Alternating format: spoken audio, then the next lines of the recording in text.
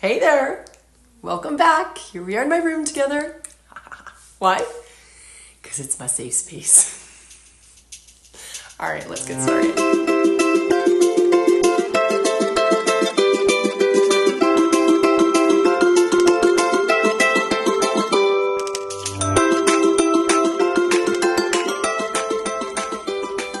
So do you ever love it when things just line up and they just smack themselves in your face so that you can't miss the message? Well, that was the beginning of my day today. So what happened was I slept in a little bit later than I normally do. And oddly enough, my early rising child didn't get up early. And I was having all sorts of weird dreams. And I kept telling myself over and over to wake up in it. I knew I was dreaming, but I kept going back to this weird dream that actually has nothing to do with the rest of what we're talking about. So I'll just leave you wondering on that one. But suddenly I just became alert and my eyes weren't open, but my mind was wide awake. And I had this crazy avalanche of recognition happen. It was just recognition of things that I have to be so grateful for. And I was just so excited about it, about all of these things that just happened in my daily life. And I was recognizing the miracles in all of it. And I just grabbed my journal. Actually, you know what? Before I get there, I journal pretty regularly. And I always start off with a list of 5 things that I'm grateful for. And sometimes I just really have to sit there and dredge my brain to come up with this list. So it's not that I'm like super excited about it every day, but today I was. And so I jumped up, I grabbed my journal, and I wanted to do this huge gratitude dump about all the people and all of the things that I have working for me in my life. And so I get a few paragraphs in, and of course I hear the shuffling of my baby girl is finally up. So I put my journal to the side and we get into the day.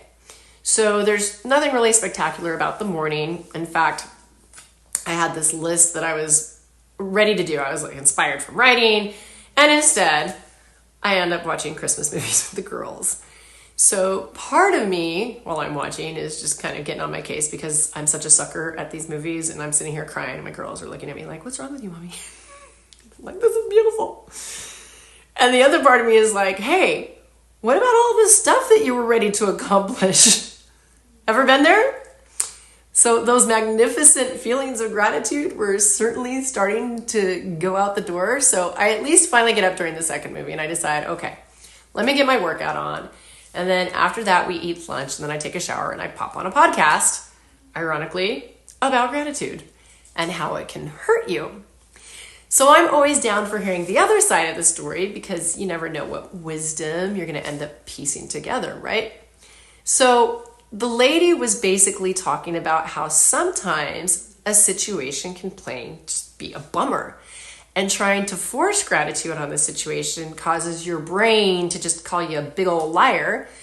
So then my brain starts rabbit trailing, and I start thinking about the culture of positivity and how now people are like kind of railing against that because it's not authentic. I think about how I look for things to be grateful for, and sometimes how I don't feel like it because I'm not achieving the things that I want to. And that just kind of negates the other wonderful things that are taking place, regardless of it, right? So then I thought about the time that I used to have someone call me about a mutual friend in our lives. Like this person would go into crisis mode every now and then. And my friend would call me up, and whenever they're in a rampage, and she'd be like, you need to call them. You're the only one that can fix it, make them feel better. So of course I'd call and listen to them for a minute. And then I'd start listing all the positive things that were going on during their little crisis. And then one time the person just responded to me. They said it felt like I was invalidating their feelings and that what they were experiencing wasn't okay, right? So that was several years ago. And it was in that moment, it really created clarity for me around what a positive outlook is and to identify the things that we have to be so grateful for as well. And being true to your feelings. And sometimes you just say, this sucks and I don't want to feel good right now, and I just want to have my feels. And I learned in my high school chemistry class, that every action you put out into the world, there is an equal and opposite reaction. So when I would call this friend and try to sweep all of the ranting and raving and under the rug. In action, what I was never doing, I wasn't diffusing the situation. I kept throwing kindling into the fire. So I wasn't the one actually pouring the gas on. I was just the one that kept the flames from puttering out. And I was basically telling them that they were inadequate at understanding their own needs and processes.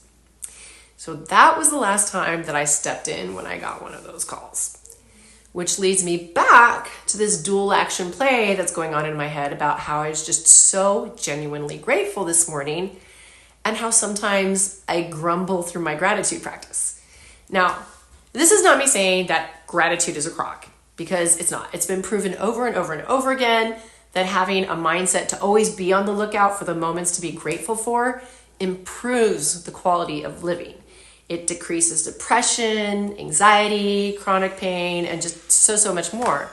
So having an attitude of gratitude has its place and can truly be the difference maker in how you show up in life and how you're going to experience any given situation. Hey, my husband's home. So, when you do have those moments of gratitude, you can truly experience the grace and beauty of life and how powerfully it affects your decision. It affects your spirit of generosity, and it can deepen and strengthen relationships. So let's address those times you literally feel like you're scraping the bottom of the barrel in search of even the tiniest things to be grateful for, and you just keep coming up empty. I know someone out there is thinking, be grateful that you have breath in your lungs. Yeah, I feel you, because that's usually me. And someone else out there is really annoyed and doesn't even want to hear it. So I found that when we try to force gratitude, it's like telling your kids that are fighting to stop and give each other a hug and really mean it. And one kid looks at you and says, I'll give a hug that I mean, but they ain't coming out of it. It just creates all sorts of resistance. And once that happens, the fight is on like Donkey Kong. Because in reality, this is an emotional issue, not a logical issue. And our emotions have the maturity of about maybe a 3-year-old when you're feeling pouty. So how do we get past this problem? Ice cream. Who's going to keep fighting when there's ice cream, right? Kidding. Kind of. Acknowledgement. That's where you start. You can't just force yourself into genuine emotions of gratitude when you currently feel like a dirty toilet.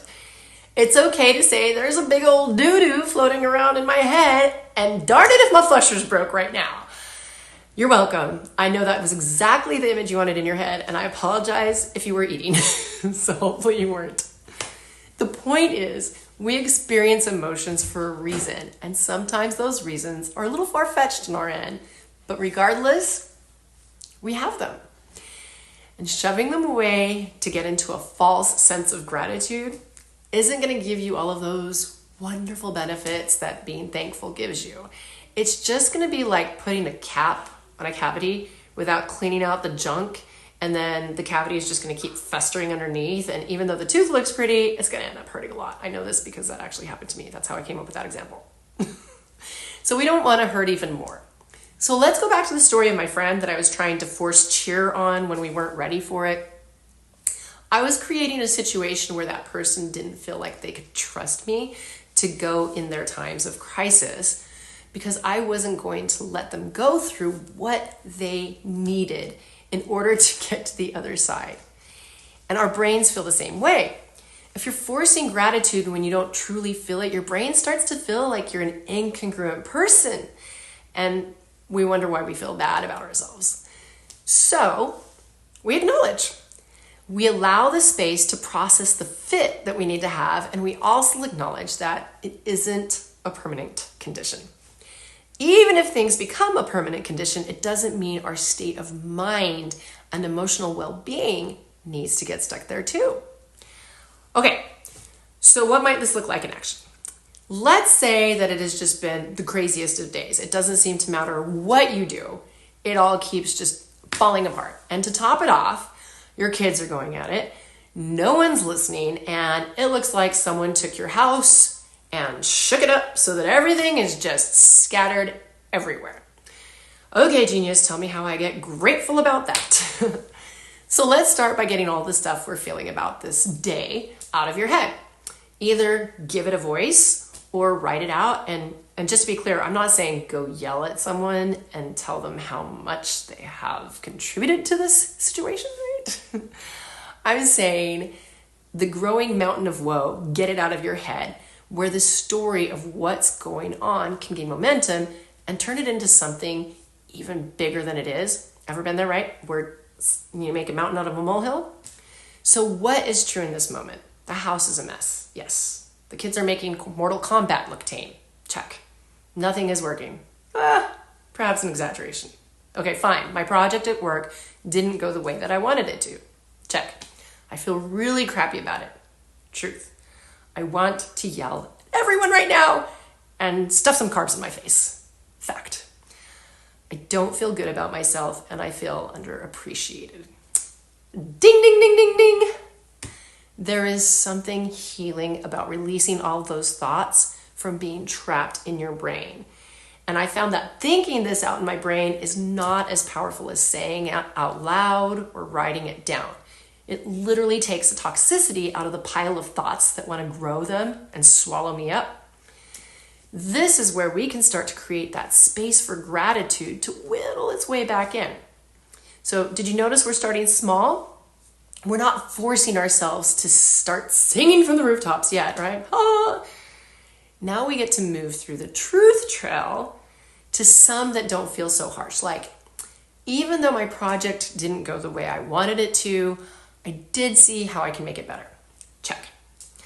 I have more stuff than I thought, as evidenced by the display of everything on my floors. Check. I know if anyone ever tries to beat up my kids, that they are going down. My kids have mad fighting skills. Check. Even though they're acting like little shits, they're my little shits, and I love them. Oh dang, we just flipped the script. And this is how we start. It's small, and most importantly, it's honest. And now we're in a place where we can start gaining gratitude momentum and really get to the place where it gives us all those benefits. And sometimes you might find yourself in the funk and stuck again, like I have. Now you have a process. It's the truth trail. Walking down the trail of what's true of my mental and emotional state in this moment, and keep following that trail to what is also true that can change the direction that the funk was heading. And what's so great about this process is that it doesn't have to take a ton of time. I'll give you one more story to wrap this up and show you a moment of how I walked down a truth trail to take me from a hot mess to feeling so empowered and filled with gratitude. So this was when I was pregnant with my first daughter. And of course, first daughter, I've never had kids before, but my husband has had kids before, so he's experienced. My neighbors all had kids, so they're experienced. Everyone's giving me advice, right? Not in a friendly way. And I would ask because obviously I wanted to learn. And my neighbor next door, she had a friend that was part of a swap meet, Moms of Multiples. And so she was telling me, oh, hey, in April, they're going to have their big swap meet. You should go. And I'm like, yes, there's going to be so much stuff there. I can load up. My baby will be set. This is so cool. And so the day finally comes. I'm probably maybe, 4 or 5 months pregnant. And I get there and it's just myself. Like Andrew was working and I didn't have any girlfriends who could go that day. So I get out of the car and I start walking there and I have some mental notes in my head. And as I walk up, there's all these car seats. And I remember, don't get a car seat because Andrew says you never buy a car seat that's used because you don't know if it's been in an accident. Even if it looks good, you don't want a used car seat. So I just walk past the car seats like, la-dee-da-see, I know, I feel great. And then we get to the strollers and I'm looking at them and, they're kind of interesting, but I'm not really sure what features I want. I didn't have it there. So I keep walking in and now we get to the clothes and there's all of these cute, adorable clothes. And I'm pretty sure at this point in time, I knew that I was having a girl. So that wasn't an issue of, do I get boy clothes, girl clothes, gender neutral, whatever. I was convinced that my baby was going to come out the size of a 2-year-old. I was going to birth a toddler because I was a big baby. I mean, I was still a baby, but I just had this feeling that I was just going to birth this big baby. And so I start looking at all these cute little baby clothes and I'm like, oh, I have no idea what size I should get for my baby. And like these newborn clothes just look so small. I don't think she would ever fit in that. But do I get like the months or do I do the T's? I don't know. So I kind of freaked myself out there. I know you guys are laughing. Hang in with me. So I keep walking, I go past the clothes, and then we get to toys. And I start looking at the toys and I'm thinking, well, do babies really play with toys? I mean, I think they're just mainly sleepy for a little while. So should I get this stuff or should I wait and kind of get things as we go? And basically you start to get the idea. I am second guessing myself on every single thing in this situation. And it was this big U shape, and I had finally made my way through the whole U, and I just keep walking, and I didn't get anything that I had been so excited to get, and I just walk straight out to my car. I get in my car, I sit down, and I just bust out bawling. Like, ugly snot bawling. Yeah, you're gonna notice a theme here. Like in the last episode, I'm pretty sure I was ugly snot bawling too, and this one I was just like, like up the arm. To get the snot clear. It was a big mess. And I'm just, woe is me, up the yin yang. And I sit there for a minute and there's no way I have an ounce of gratitude in my body at this moment. I am just lost. I feel like I am going to be the worst parent ever, that I don't know what I'm doing, but everybody else does. And what business do I have having a child? And all of the thoughts. I know if you're a mom listening to this, you know what it's like that first time you have the baby. There's a moment where you're just like, I'm going to mess everything up. Like this kid's, forget about a college fund. I need the psychology fund, right? And so I take a couple of minutes where I'm having this ball session, and finally I get it out, all right. And then I start to think, and I walk on my truth trail, right? I gave all the truths out there. Okay, I'm going to be a mad mom. I don't know anything. People know more, blah, blah, blah, blah. So it's out. It's out of my head. I physically voiced it. And then I sit there for a minute. And then I start thinking, you know what? Maybe I don't know as much as moms that are already moms. That's a reason. Because they've had the kids and they've had the experience. So I know that I'm going to end up getting experience and I'll learn as I go. And I love to research. I love to ask people questions. I love to learn. So I've been gathering information from my friends. I feel like, I'll be fairly equipped. Hey, I've got Andrew who has experience, so he's right there in the house. I need a question or I need some help, go to him. And then it finally was my ding, ding, ding moment. And I thought to myself, you know what? God put this baby in me. And I am the mother of this child. We are a part of each other. There is no one better equipped in this world to be this kid's mom. And I am going to be the best effing mom in the world. And we're going to have a great relationship. And I don't need anything at this place. And we are going to rock. And finally, I was in a place where I could be grateful again and not have all of that building woe is me in my brain. And yes, I did say the full word, not the F. But I felt very certain about it in that moment. And so obviously here I am quite a few years later, and it's turned out okay. Beyond those momster moments that we talked about in that first episode. So again, walking down that truth trail can really make the difference. Because if I had just tried to stuff down all of those feelings and make myself wrong for feeling bad, for feeling weak, for feeling incapable, and all of the things, and then just try to be like, put on a happy face, you'll be a great mom, it would have been alarms going off in my head saying, no, that's not right, that's not right. We gave you these feelings for a reason. We need to get them out, let them out. Acknowledge them, don't force us to believe something that we don't feel is true right now. So that is such an important element of when you find that you can't get into gratitude right away, don't force it. Acknowledge it's okay that I feel kind of crappy right now. Because I need to feel crappy right now. I don't have to feel crappy forever though.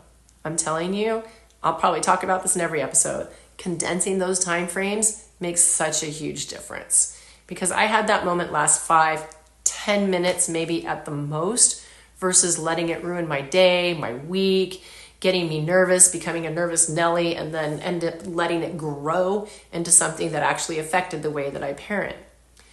I allowed myself the space to have it. I gave myself the time that I needed, and it was an honest amount of time. It wasn't something that I cut myself short and said, no, you can't have these feelings anymore.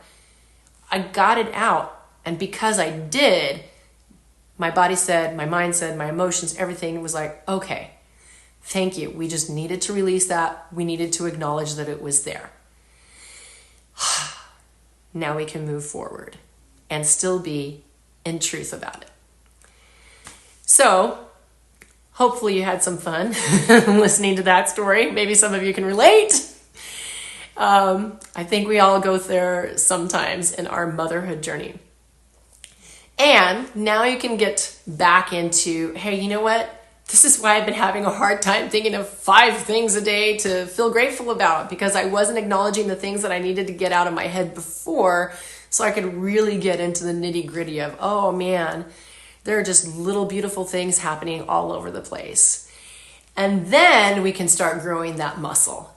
And then every now and then, of course, we're going to have to come back and acknowledge some things that are going on.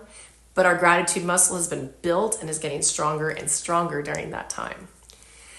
Okay, that is it for me today. I've had so much fun talking to you, and I hope that you are having a fantastic day. And if you need to walk that truth trail, stop and make it a priority so that you can get your brain back into the right space and feel better about what you're doing.